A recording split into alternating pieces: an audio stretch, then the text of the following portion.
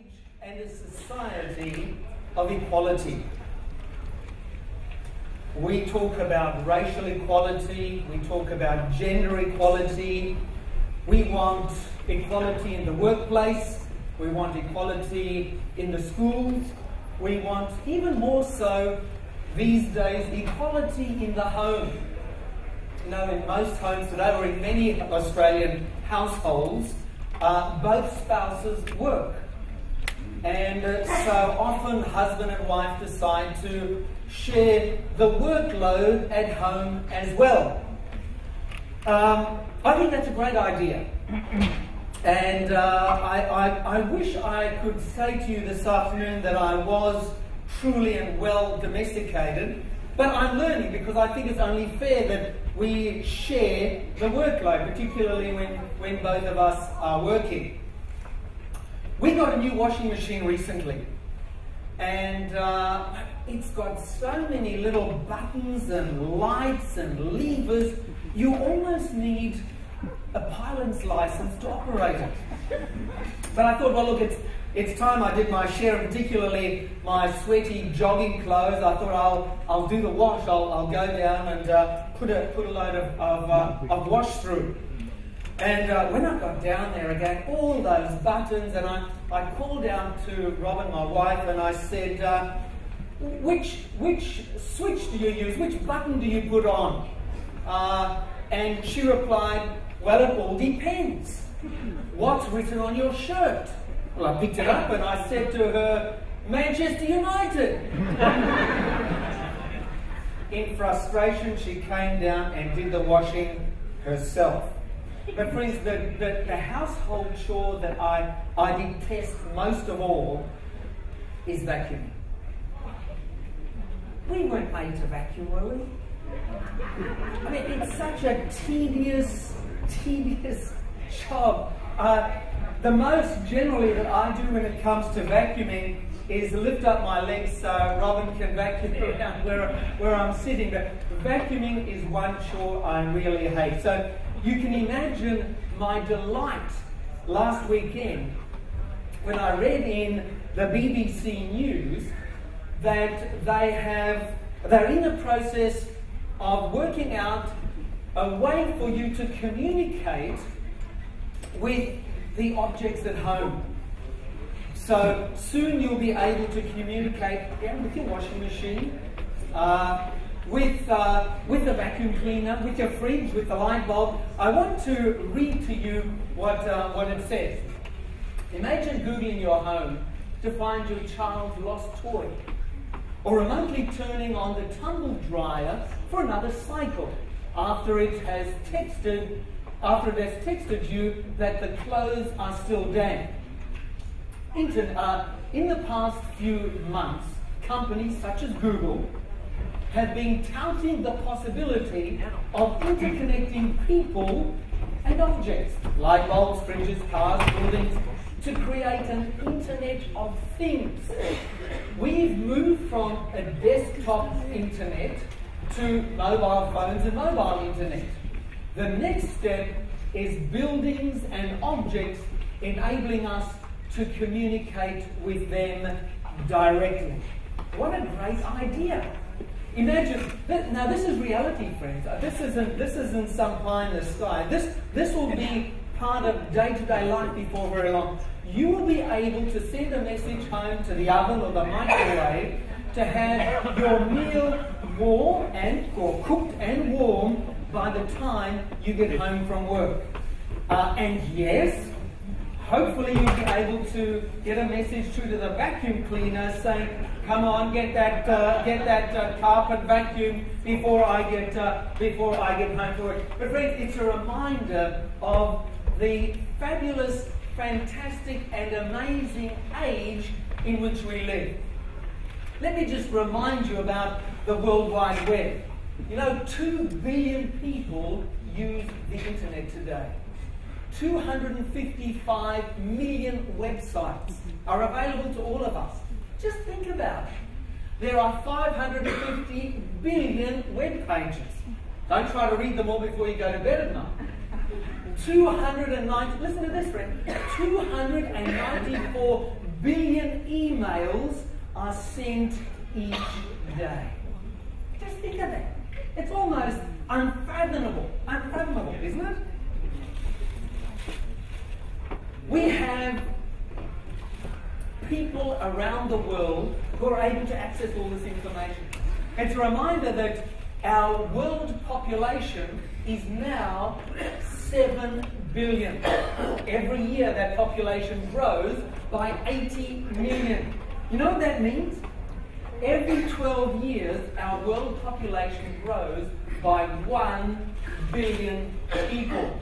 By the year 2050, it will be 12 billion people living on this planet. Now, what does that mean? What does that mean? Friends, it means that we're living on a crowded planet.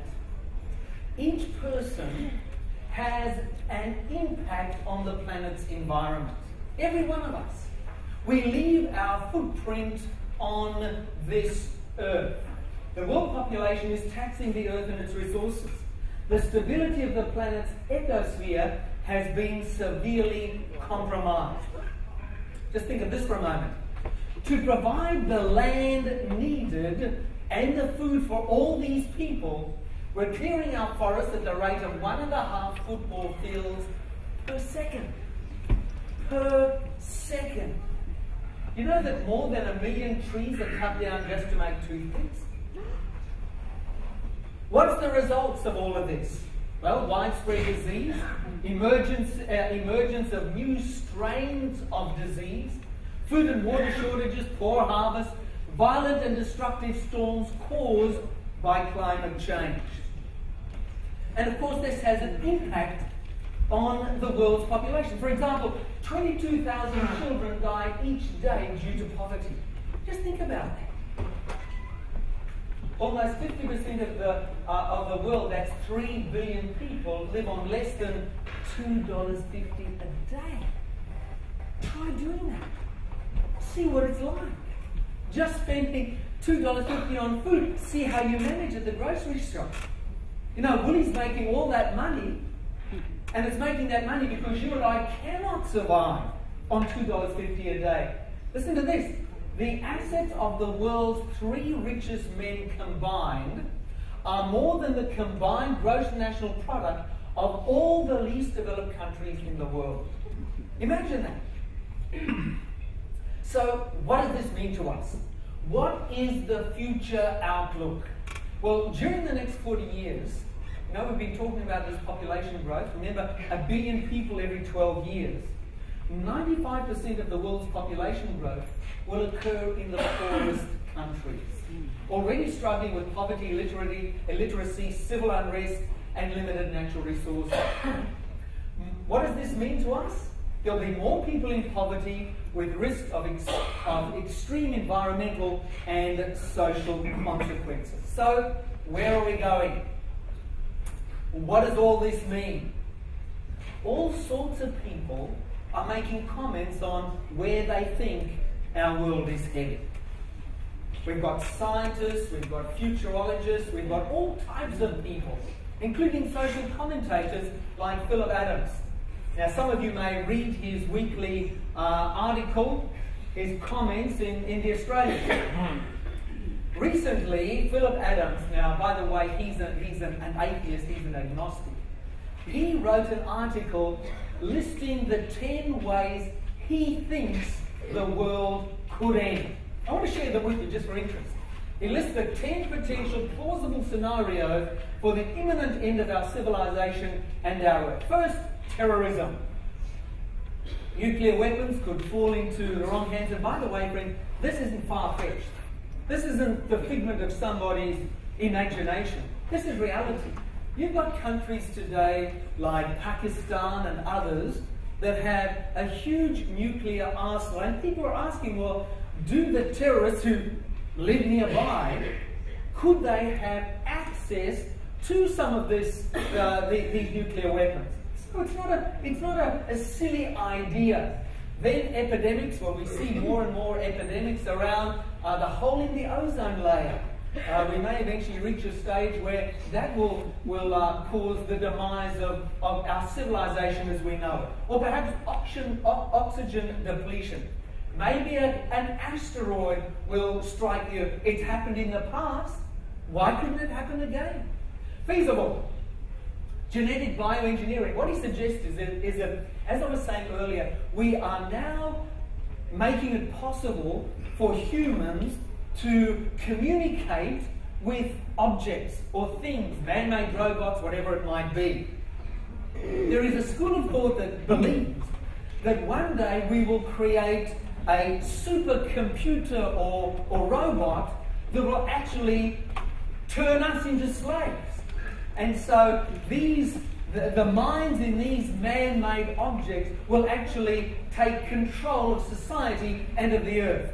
Yeah, I'm not sure about that one. But anyway, then he mentions genetic bioengineering, religious extremists. Well, we see a lot of that today, don't we? A lot of religious zealots causing a lot of problem, taking a lot of life and so forth, involved in terrorism and the rest of it. Social disintegration, ethnic cleansing. We are not always aware of just how much of this is taking place in the world. We are reminded sometimes when a fugitive from the past is captured, but a lot of it is taking place right now in different areas of the world. And then he mentions overpopulation. Well, we've talked about 2050. Imagine 12 billion people on this planet. And then his final suggestion or scenario is that we might all end up starving because we don't have enough fresh water. You know, friends, many people believe that some of the next major wars on this planet will be over not land, but water. And if you look at some of the hotspots around the world, there is a problem with a lack of fresh drinking water. We need water to survive.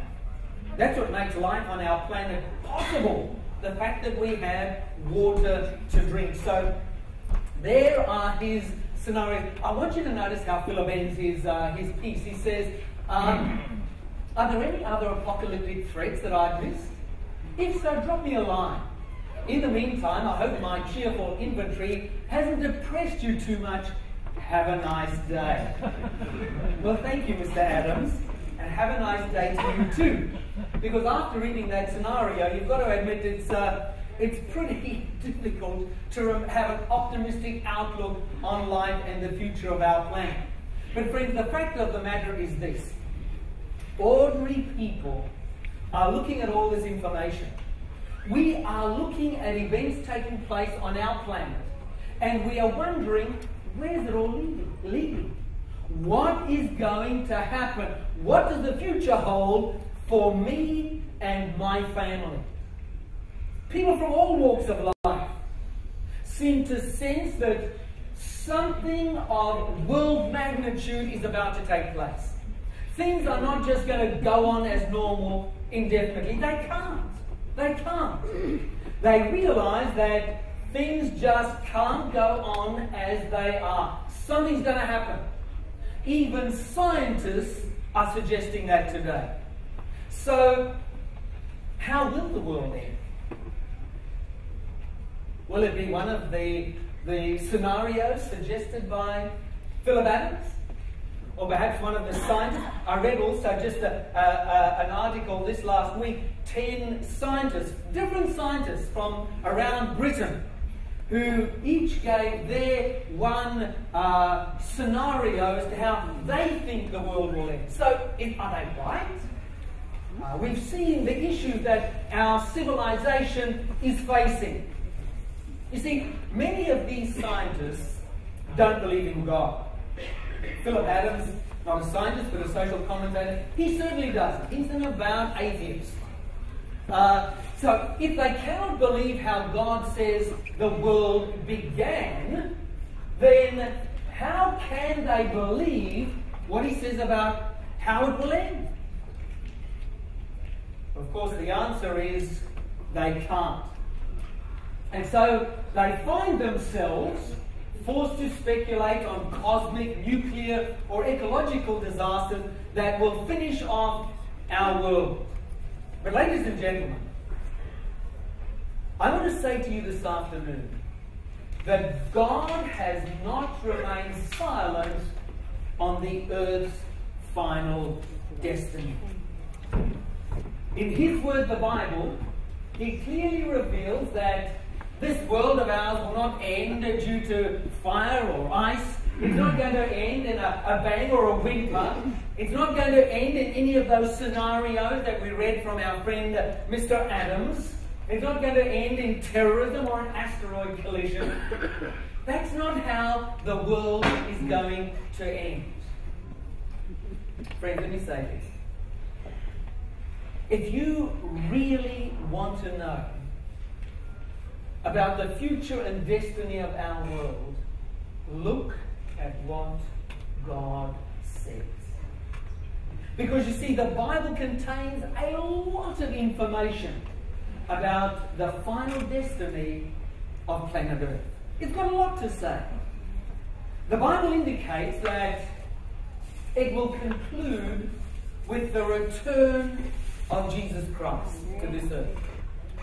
And that He will bring an end to our world as we know it to make way for a better one.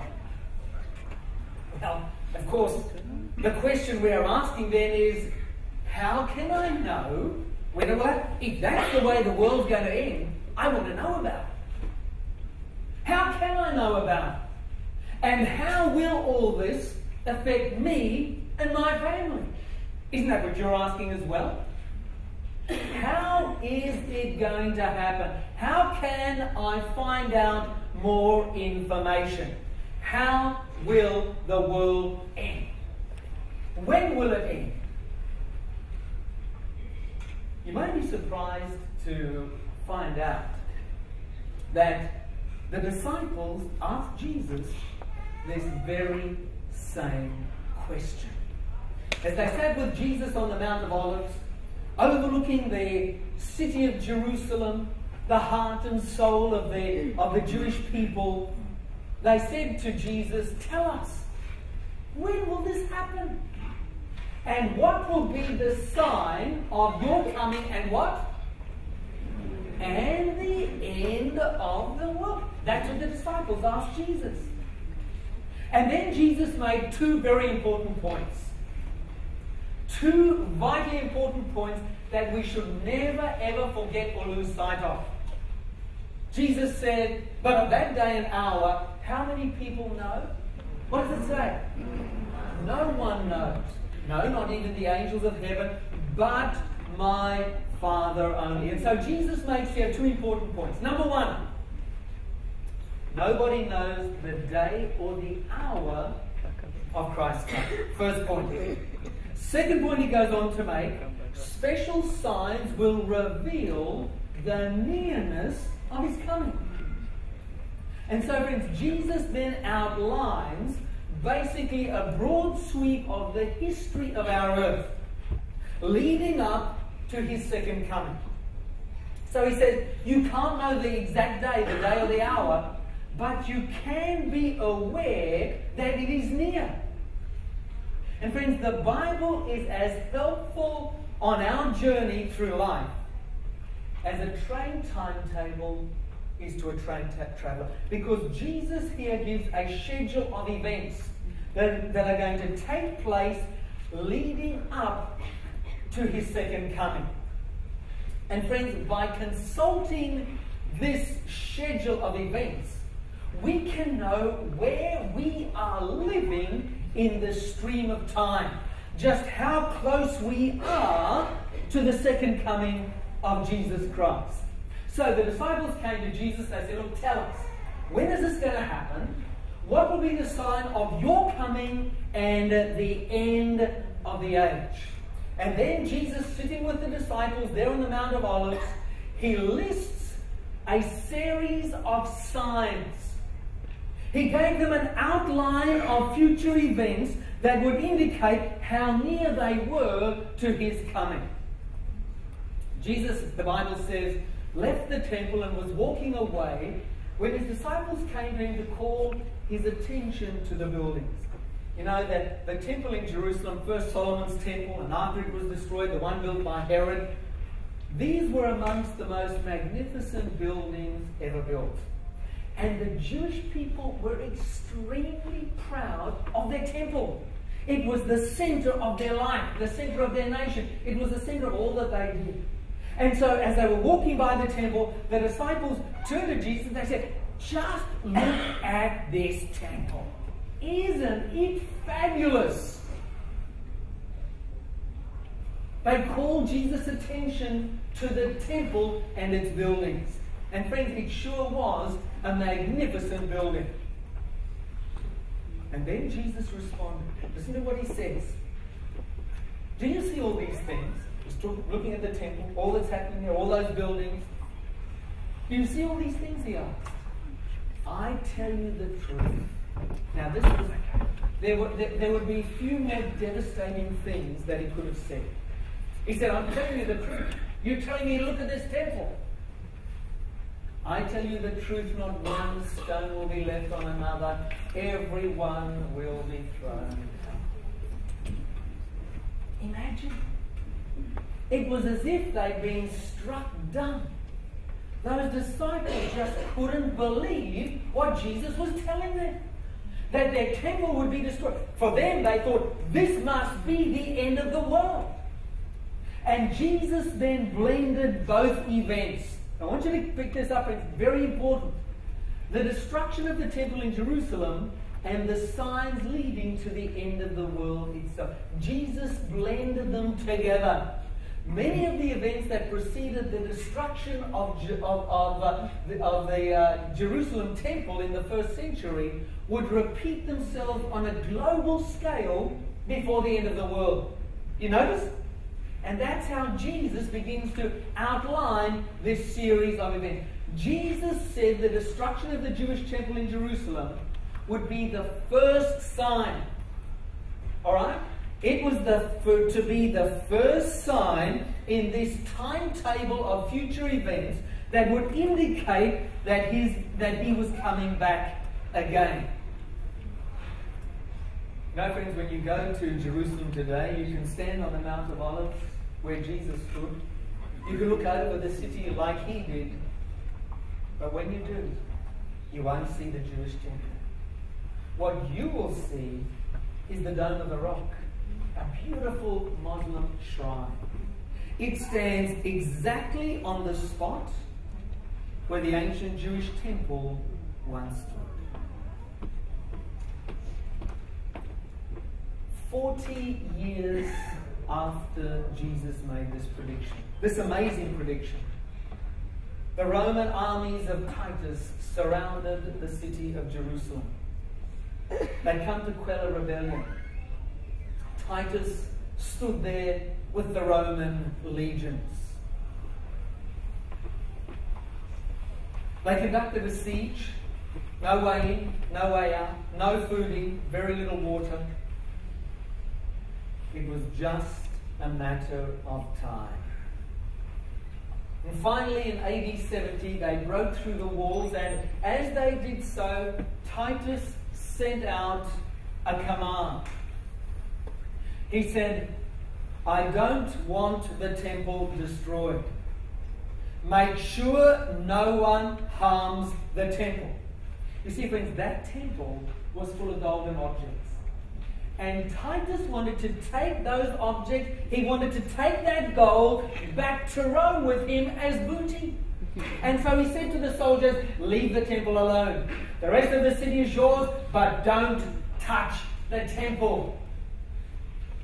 But you know, friends, in their excitement, as they broke through the wall and they began to invade the city, an unknown Roman soldier took a firebrand and he threw it into the temple. The curtains caught alight, and before anybody could do a thing, that magnificent building was going up in flames. Going up in flames. Now, let me share some interesting information with you. After the city had been overthrown, Titus said to his soldiers, I told you I wanted the gold in the temple, and I'm not going home without. You go, you remove all the rubble, and then he said, I want you to take every stone and move it away. Every stone. I want the gold that melted and dribbled down between the stones. Friends, it's incredible, it's inconceivable, but it's true. The Roman soldiers removed every stone. Every last stone. They even sifted the soil where the temple stood to gather up all the gold that was left. Not one stone was left standing upon another.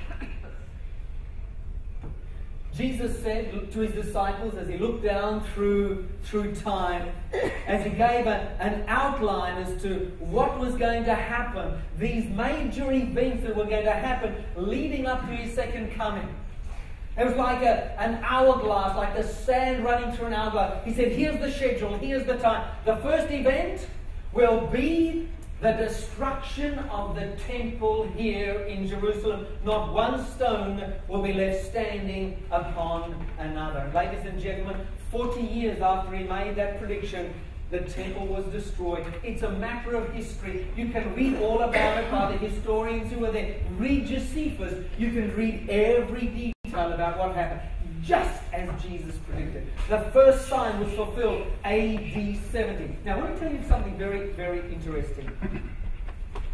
The Romans first came to Jerusalem to overthrow the city and to quell the rebellion sometime before AD 66, under Cestius Gallus. He came with 28,000 soldiers. He surrounded the city. The city was ready to be taken. It was his for the taking. The people had been starved into submission.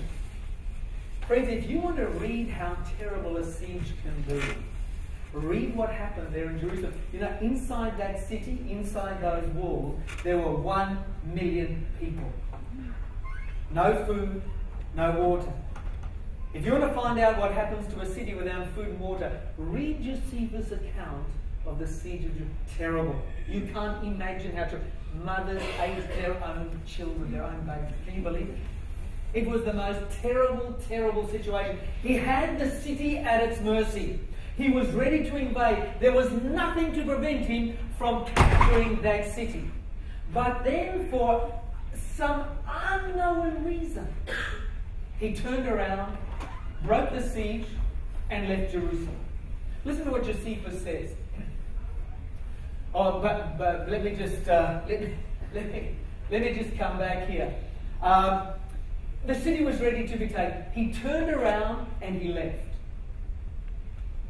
Now, Jesus had said, when you see Jerusalem, there in Matthew 24, when he's giving these signs, he said to his disciples, sitting there on the Mount of Olives, he said, when you see this city surrounded by soldiers, when you see the standard of Rome around this city, then get out of here. Flee as quickly as you can. But of course, people who are living inside a besieged city, how do you get out?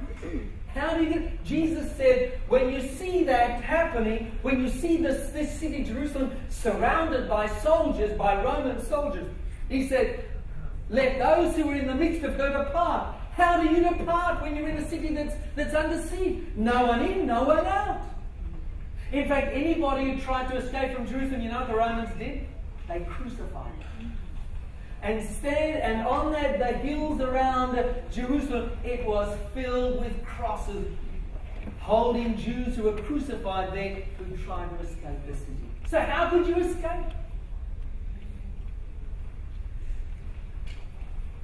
Let me read you Josephus, the Jewish historian's account of it. You're familiar with Josephus? He was a Jewish zealot who was captured by the Romans and became a Roman historian, telling about the Jewish wars. This is what he said, talking about Gallus, he retired from the city without any reason in the world. He had the city ready for the taking. He just turned around and he left. And you know, friends, the Christians who had paid attention to what Jesus had said, to the signs that he had given, they forced the gates open, they left the city in a hurry, they crossed the Jordan River, and they settled in a town or a city called Pella. It's in Jordan today. You can visit Pella today. All the Christians left Jerusalem. Of course, the residents of the city thought, hey, we've beaten Rome. How powerful and how good is this? In fact, as Gallus was leading his army away from Jerusalem, the Jews started to attack them. Imagine, they began to attack them, and any stragglers were killed by the zealots. They thought, we've beaten Rome. Let's build up the city again. You know, friends, it wasn't long before Titus came with an even bigger army. And this time there was no departing until they turned that city into a desert. There was over 1 million casualties as a result of that siege and the attack on Jerusalem. Jesus, looking down through time, said the first thing that you're going to see will be the fall of Jerusalem. And this temple, this magnificent temple that you think so much of, not one stone will be left standing on another. And that's exactly what happened. And then he gave the second thing that would happen, the second sign, the second event. He said, for then there will be a great tribulation, such as has not been since the beginning of the world until this time, no, nor ever shall be. So notice what Jesus is saying. He said, firstly, the first sign will be the destruction of the temple. And then after the destruction of the temple, there will come a time of great tribulation. And you know, friends, that's exactly what happened. The Christians, the early Christians, were thrown to the lions in the great Colosseums of the empire. Hundreds of thousands of them were martyred because of their belief in Jesus. And then as you move from the pagan persecution, you come into persecution by Christians who were looking for heretics. Anybody caught reading their Bible was burned at the stake. Can you imagine that? Reading your Bible carried the death penalty. And so there was this terrible time of tribulation, of persecution. And Jesus, looking down through time, said, first the temple will be destroyed, and then you will have the destruction of the temple, then you'll have a great tribulation. And then after that, he said, immediately after the tribulation of those days, by the way, that tribulation, part of that period has gone down in history known as the Dark Ages. The Dark Age. We're familiar with it. Read your history book. Exactly as Jesus predicted. There was a time of terrible persecution, great tribulation. Then Jesus said, immediately after the tribulation of those days, the sun will be darkened and the moon will not give its light. The stars shall fall from heaven. And other writers also spoke about this event. Notice the Apostle John, while writing on the island of Patmos where he was a prisoner, he said, and lo, there was a great earthquake, and the sun became black as sackcloth of hair, and the moon became as blood, and the stars of heaven fell onto the earth. And so the Bible says, at the end of this period of tribulation, we know the Dark Ages began to come to an end during the 18th century. And Jesus said, during this time, as it comes to an end, as it is concluded, 3 major events will happen in nature. There will be a huge earthquake. The sun will be blackened. There will be a dark day. And thirdly, the stars will fall from heaven. And you know, friends, exactly as was predicted. In the year 1755, the greatest earthquake ever recorded up until that time struck Lisbon and on into Spain and other parts of Europe. It was the largest earthquake ever recorded to date, the equivalent of 9 on our Richter scale. It was followed by fires and a massive tsunami, which virtually just wiped out the entire city. Hundreds of thousands were killed. Lisbon, the capital of Portugal, was virtually destroyed completely. What did Jesus say? First we'll have the destruction of the temple in AD 70. Then will come the tribulation or the dark ages. At the end of that time, there will come a great earthquake. And friends, that's exactly what happened. What did Jesus say? He said immediately after the tribulation of those days, the sun will be darkened and the moon will not give its light. The stars shall fall from heaven. So first was to come the earthquake, then the dark day. You know, friends, that dark day came. It came on May 19, 1780. It began to get dark at 11 a.m. Imagine it. The cattle moved to the barns. The birds went to roost. There was no explanation for that dark day. There was no eclipse. And astronomers are still debating today as to what caused that dark day back in the year 1780. Let me read a quote from that time. The dark day came, May 19, 1780, near 11 o'clock. It began to grow dark. Men ceased their work. The lowing cattle came to the barn. The bleating sheep huddled by the fences. The fowls went to their roosts. A person could not see his hand held up in front of them. An unaccountable, amazing, unusual, strange, dark day. What did Jesus say? First we will have the destruction of the temple in AD 70. Then we'll have the tribulation, the dark ages. After that there will be the Lisbon earthquake. The Lisbon earthquake will be followed by a dark day. And then Jesus went on to say, immediately after the tribulation of those days, the sun will be darkened and the moon will not give its light. The stars shall fall from heaven. Ladies and gentlemen, that day happened, the day that is gone down in history as the greatest meteor shower of all time, happened on November 13, 1833. It was the greatest meteoric shower in history. It lasted for 4 hours. Let me read you an historian's account of what happened.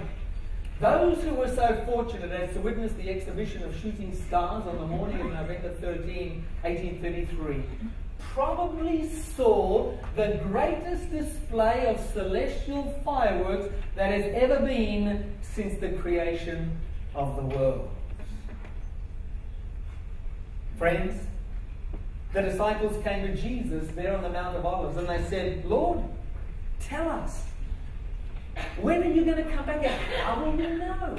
When are these things going to be? And then Jesus outlined a series of events to give them a schedule, to give them a timetable so that they would know how close they were to the second coming of Jesus. A schedule of events. As we've seen, starting with the destruction of the temple, he said, that'll be the first sign, 70 AD. After that, there will be a time of great tribulation. We call it today the Dark Ages.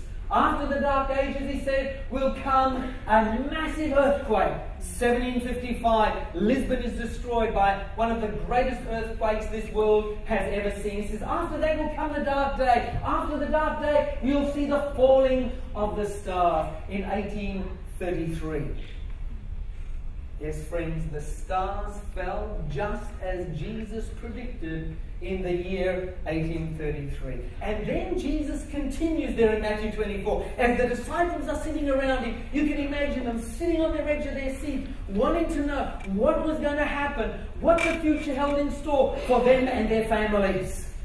Then Jesus outlined a series of events, signs in the religious world, signs in the political world, signs in the natural world, and signs in the social world. First, he started with the religious world. I want you to listen to what he said. Take heed that no one deceives you.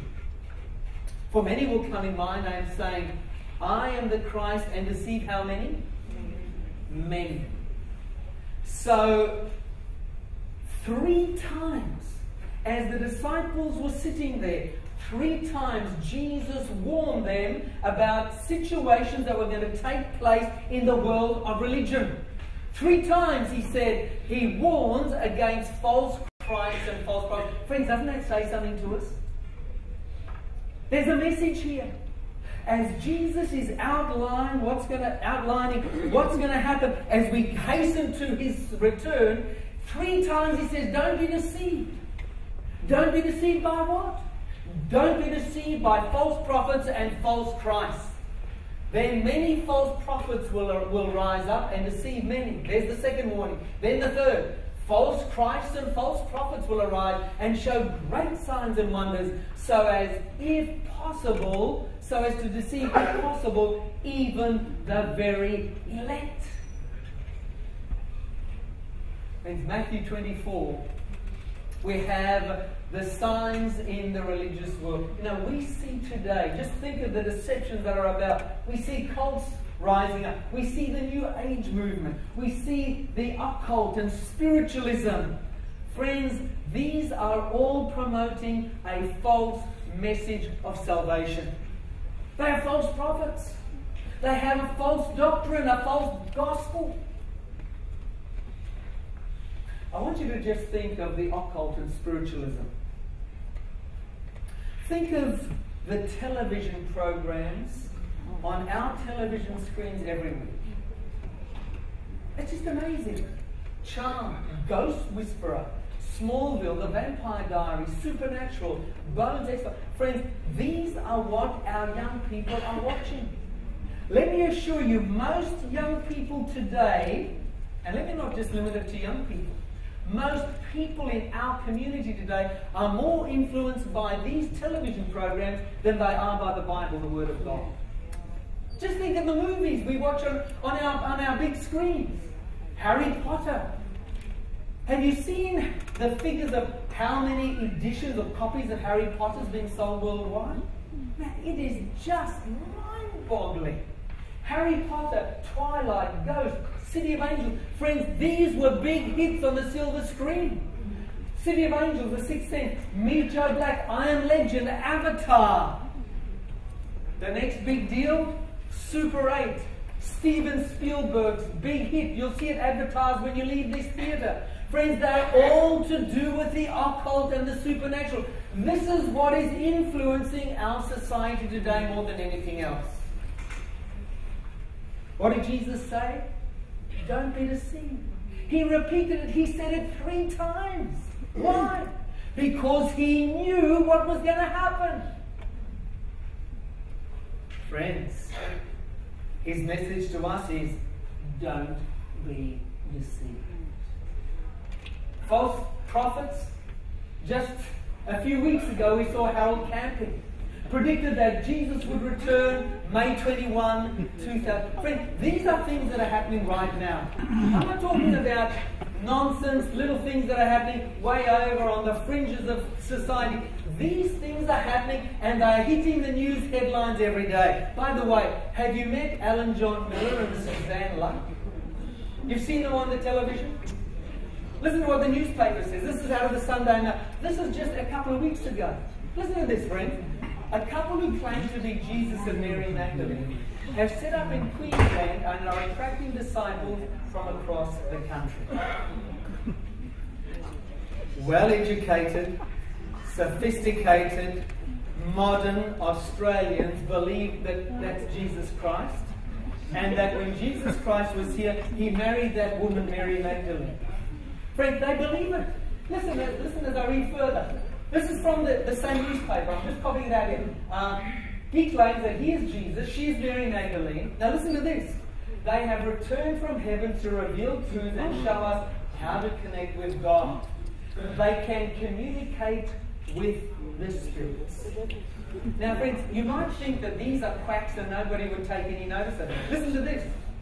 Mr. Miller bought a 16-hectare property at Wiltshire in 2007, and his Divine Truth followers have since been buying nearby properties to be close to the charismatic leader. And it goes on to say, locals and real estate agents confirm the group had sparked an unlikely property boom, with estimates They have brought up to 30 blocks, and new properties are in high demand.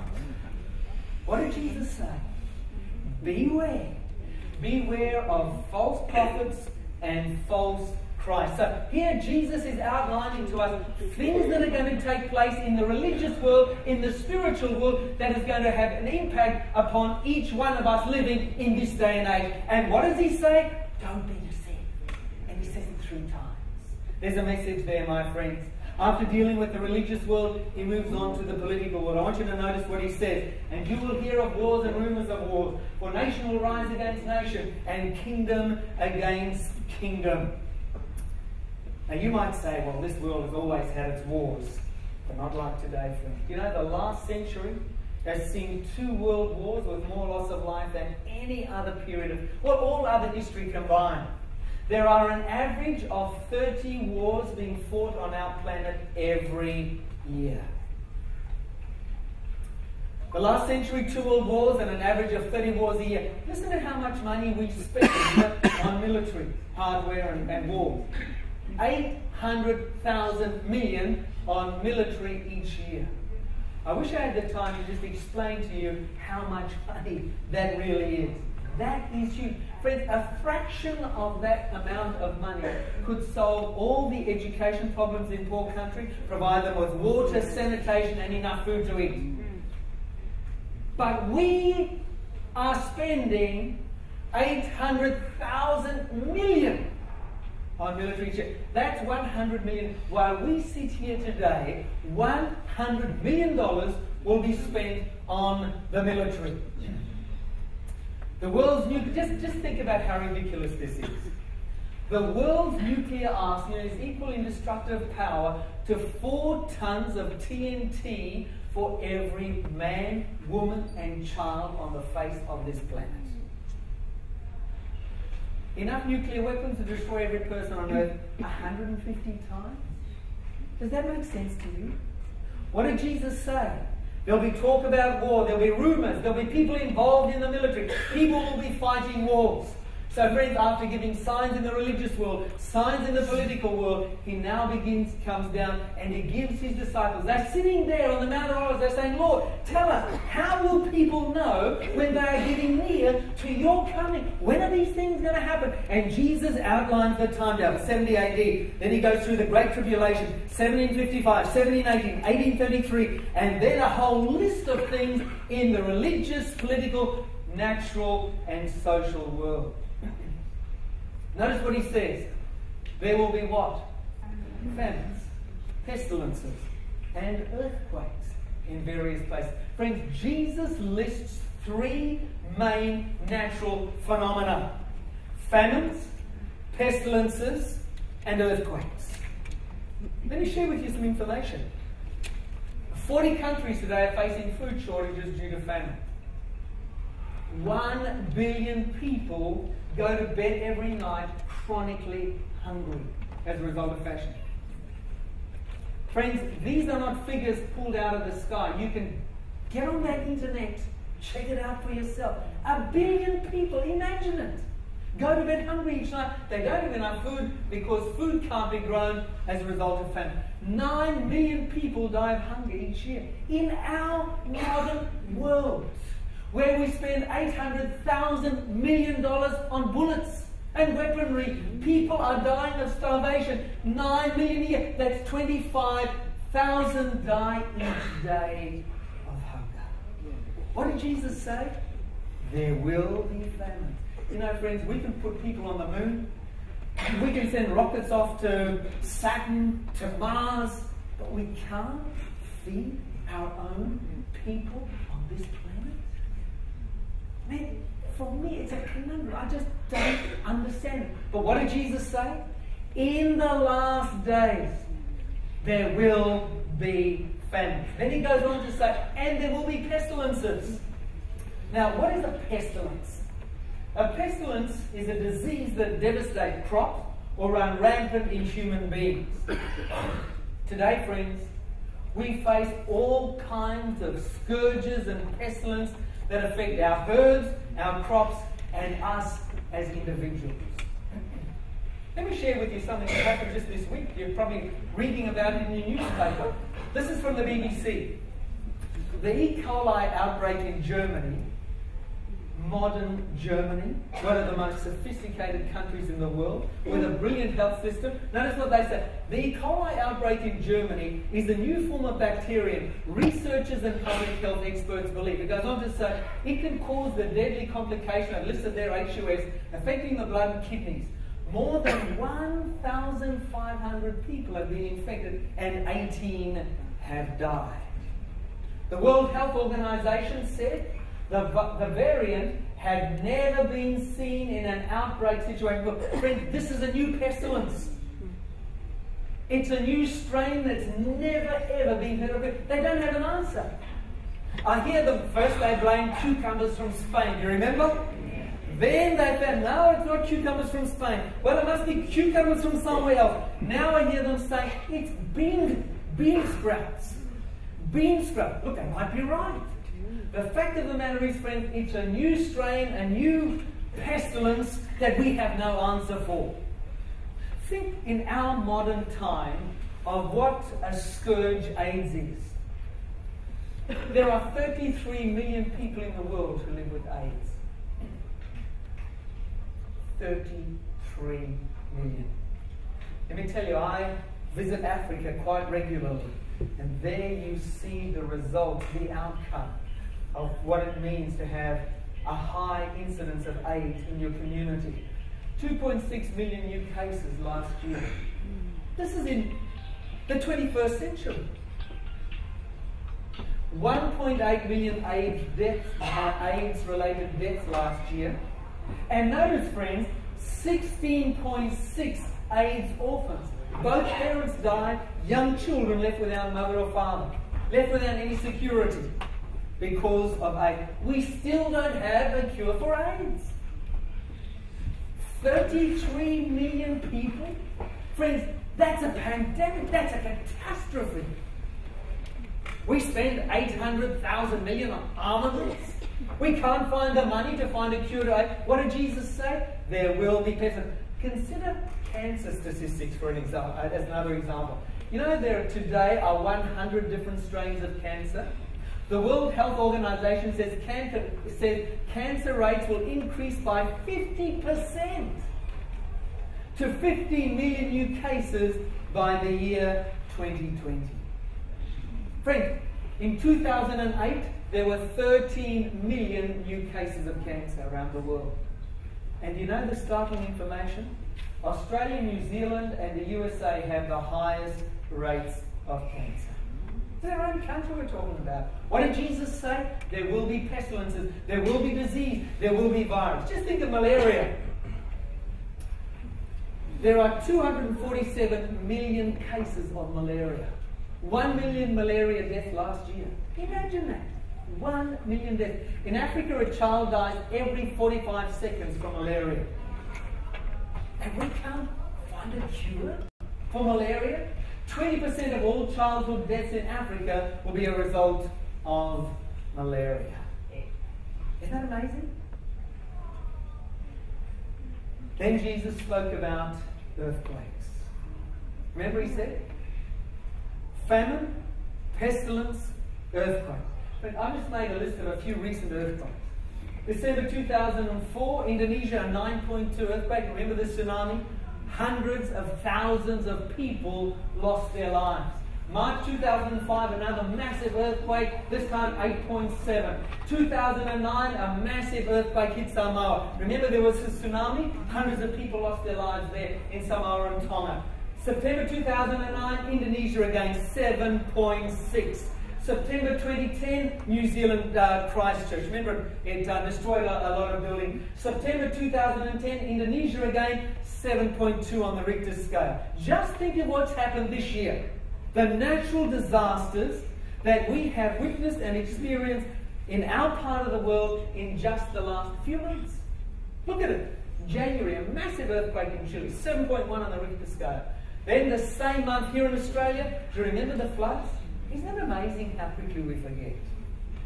You remember how terrible they were? How devastating they were? Then in February we had Cyclone Yassi in North Queensland. February again, we had another massive and destructive earthquake in New Zealand. Let me tell you something. We use a television company there called Canterbury Television. Their building, the people we work with, our partners in New Zealand, their whole building just collapsed.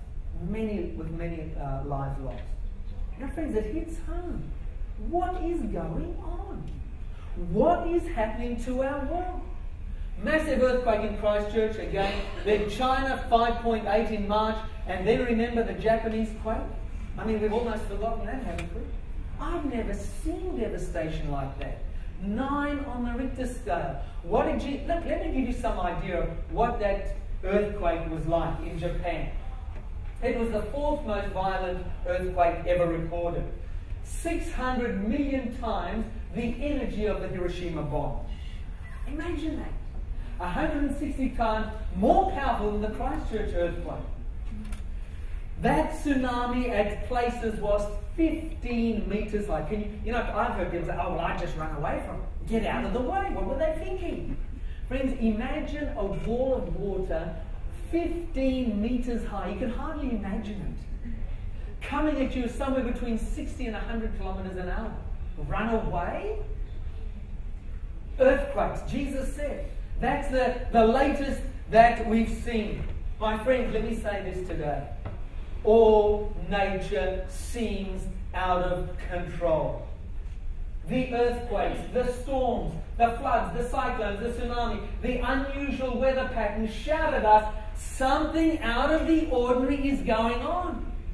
Are we just going to sit there and think, this is life as usual? Friends, these are not ordinary times that you and I are living in. We are witnessing the fulfillment of Jesus' prophecies with our very own eyes. Remember, Jesus said, you'll see signs in the religious world, you'll see signs in the political world, signs in the natural world, and then he said, you will also see signs in the social world. You see, friends, Jesus said that the last days would be similar to 2 other periods or societies in history. I want you to listen to what he said. Signs in the social world.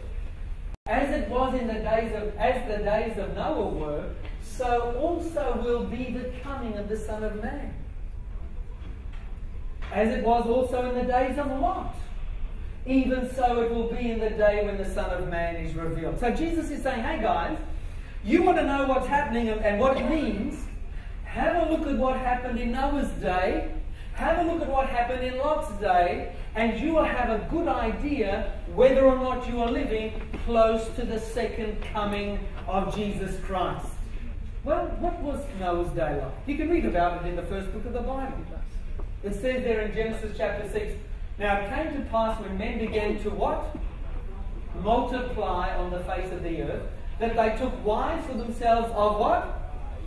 All whom they chose. Now, friends, there are 2 things implied here.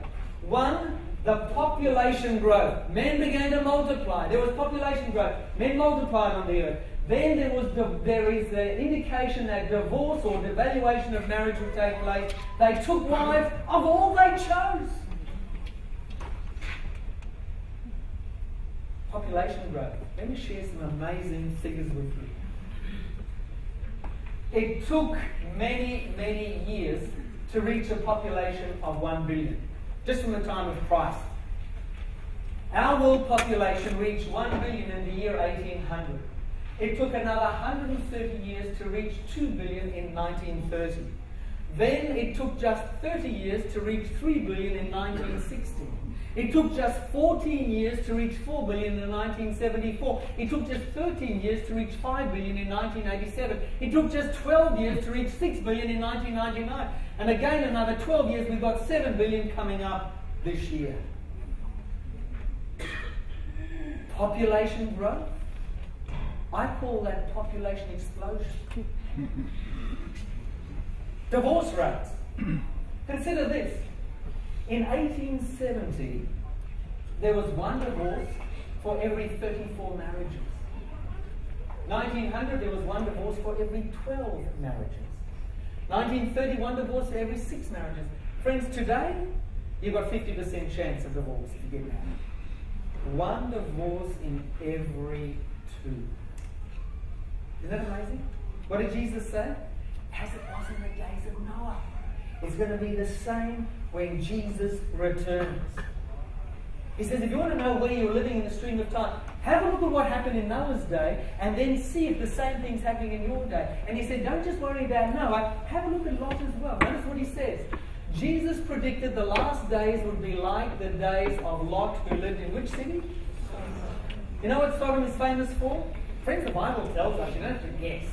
The cities of Sodom and Gomorrah, all full of lust of every kind, including lust of men for other men. Friends, all I want to say is this. Jesus encouraged his followers to study the signs of the times. Look around us, see what's happening. He also encouraged us to study the prophecies of Daniel. Right there, as he was talking to the disciples on the Mount of Olives, as they were overlooking Jerusalem, he's outlining all of these things that are going to happen. And then he says, and there's one prophet that I want you to study in particular. There is one book of the Bible. Make sure you study this book and know what it says in every detail. Notice what he said. When you see the abomination of desolation, spoken of by who? Daniel the prophet. He said, study the prophecies of Daniel. Study the book of Daniel. Know what it says. It'll open your eyes to what's happening in your world. What does Daniel say about the end time? But you, Daniel, shut up the words and seal the book until the time of what? And what's going to happen? Many shall run to and fro, and knowledge shall increase. Now, this is particular reference to knowledge of the Bible and its prophecies. But you know, friends, up until 1800s, people travelled as they had since the dawn of time. Isn't that right? If you wanted to get somewhere, you either walked, you got on a donkey, or if you were very lucky, you could travel a bit faster if you galloped a horse. But that was the only way you could travel. Listen to this. 150 years ago, right here where in this city where you are sitting, there was no television, no fridge, no train service, no aeroplanes, no refrigeration. I could go on and on. We live in an amazing period of Earth's history. Friends, we live in a time of a knowledge explosion. Nobody can argue with that. There have been more inventions in the last 50 years than in the previous 5,000. Think of that. Why? Why all these inventions down in this period of time? Why not in other periods of history? What did Jesus say through the prophet? Knowledge shall be increased. There's more new information developed each year than in the previous 5,000 years. Just think of that, friends. New technology is doubling every 2 years. Let me show you something. When you go out and buy your Sydney Morning Herald this weekend, remember that there's more information in this one edition of the Sydney Morning Herald than someone living in the 18th century would read in a lifetime. You get it for what, a couple of dollars? More information in this newspaper than someone living just a couple of 100 years ago would read in their entire lifetime. Talk about a knowledge explosion. Friends, we are living in the time that Jesus was speaking about. Notice this, we noted some of it earlier. Talk about a knowledge explosion, 550 billion web pages. Now, you can find anything you want on the web. You know, there was a time you wanted any information, where did you go? Went to the library. Now where do you go? To your study, where the computer is, right? Because you have access to all the knowledge in the world. We are part of a knowledge explosion. 7 million web documents daily, 294 emails are sent every day. Imagine 294 billion emails are sent daily. 65 million tweets sent daily. 25 billion tweets. last year. I mean, you get just mixed up, millions, billions, it all just becomes hazy after a while, doesn't it? I mean, the figures just make you giddy. Listen to these. 35 hours of video is uploaded to YouTube every minute. So you think you're going to keep up with everything on YouTube? Good luck to you. 2 billion videos watched on YouTube every day. 600 million people are on Facebook. 2 billion videos watched on Facebook each month. Talk about, wow, 36 billion photos were uploaded to Facebook last year alone. 36 billion. Friends, the signs are being fulfilled. Exactly as Jesus said. But you know, he kept the final sign for last. The final and the most important sign. I want you to read with me. He said, and this gospel of the kingdom will be preached in all the world as a witness to all nations. And then the end will come. The final sign. Because what Jesus was saying is this, all this knowledge, all this information is going to be used for good as well. Not just for evil and corruption. But God said he was going to take this information and he was going to use it to take the gospel, the good news about Jesus, to all the world. Every nation, kindred, tongue, and people, he says in Revelation. You know, friends, that's exactly what's happening. Twitter, Facebook, television, radio, you name it, the internet, it's all been used to take the good news of Jesus to the world. Let me give you a prime example, one that's very dear to my heart. Who's our nearest neighbour? New Zealand, is that right? Papua New Guinea. New Zealand's part of Australia. How many Kiwis here? I'm also born in Wellington. Hello. Yeah, but listen, New Guinea, you're right. New Guinea is our nearest neighbour. No, friends, New Guinea has a population of 6 million people. Half of them, 50%. How many is that? Just checking your way. 3 million people cannot read or write. Think of that for a moment. How are they ever going to hear the gospel? 3 million people who cannot read and write. Now you might say, oh, well, we just make one translation. Listen. In Papua New Guinea alone, there are 800 different tribes, each with their own dialect. You know how long it takes to translate the Bible into a new dialect? It's a massive undertaking. 800? Man, how long is that going to take? People who can't read or write, 3 million of them, who have never been able to read the good news about Jesus in their own language. Until this year. See this little thing? That's an MP3 player. It's a special MP3 player. It's powered by the sun. See the panel here? It gets all the energy it needs to operate directly from the sun. You put that in the sun, light in the sun for just a couple of hours, and you can play it for hours and hours. It has no moving parts, so it never needs to be repaired. On this little machine is the entire Bible from Genesis to Revelation. That little machine there. And it's in the language of the people of New Guinea that they all speak Pidgin English. I had the privilege earlier this year of travelling up to New Guinea because It Is Written is sponsoring 10,000 of these units into the remote villages of New Guinea, so that the people of that island nation, that beautiful country, who've never had access to the Word of God, not because of any fault of their own, now can hear the Word of God in their own language. They can't read, so we provided them with a talking Bible, an audio Bible. So for the first time in the history of this planet, those people can hear the Word of God in their mother tongue, or in a language that they can understand. And what a privilege to stand there and see literally 100,000 people came to the launch of that little machine. There's a hunger for the Word of God out there, friends. You know, we take our Bibles for granted, don't we?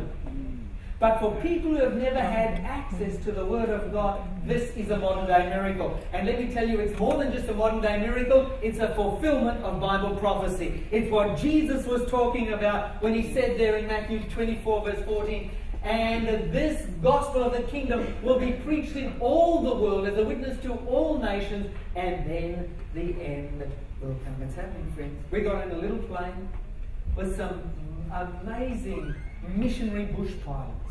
Little plane, and they flew through the mountains to some of the most remote villages on the face of this earth. And to see the joy on the faces of those simple people